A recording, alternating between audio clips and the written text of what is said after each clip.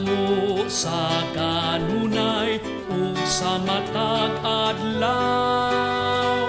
Dinhi sa among kinabuhi ang imong pagkabanhaw, ug buhat sa imong pagpangluwas kanamo.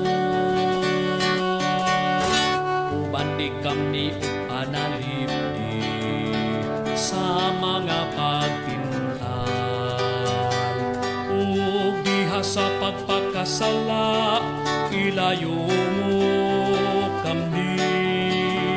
Aron dili kami mahimulag kanimo.